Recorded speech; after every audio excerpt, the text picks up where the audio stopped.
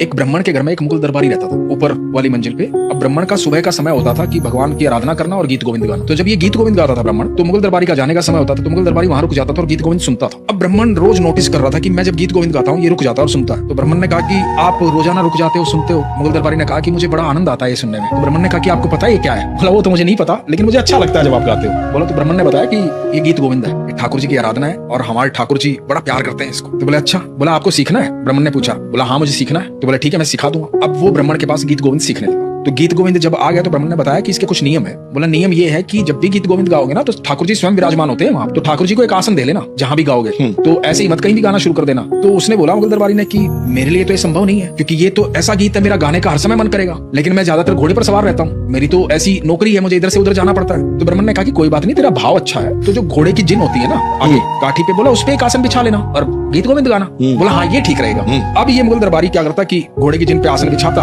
और अपना गीत गोविंद गाता, बड़े आनंद में रहता ये भी गीत गोविंद गाते गाते। एक दिन हुआ क्या, अचानक से बुलावा आ गया दरबार से और इसको कहीं जाना पड़ा, आसन लेना भूल गया। अब रात का समय था, जंगल से होकर गुजर रहा था, अकेला था, तो ये गीत गोविंद गुनगुनाने लगा और गाने लगा, धीरे धीरे भाव में आ गया, पूरे गीत गोविंद गाने लगा। अब जब गीत गोविंद गाने लगा तो इसको अपने पीछे घुंघरू की आवाज आई तेज तेज, तो ये थोड़ा घबरा गया। तो इसने आवाज थोड़ी कम की और घोड़े की स्पीड थोड़ी कम की, तो घुंघरू थोड़े से और मंद कम आवाज आने लगी। जैसे ये स्पीड बढ़ाए वैसे घुंघरू की आवाज की स्पीड बढ़ जाए। तो इसकी समझ में नहीं आया, थोड़ा घबरा गया, इसने घोड़े को रोक दिया और चुप हो गया। जैसे ये चुप हुआ घुंघरू की आवाज भी चुप हो गई। ये घोड़े से नीचे उतरा और इसने पीछे डरते डरते पीछे मुड़ के देखा, तो मोर मुकुटधारी बांसुरीधारी मोटी मोटी आंखों वाले सांवरे कन्हैया सामने खड़े।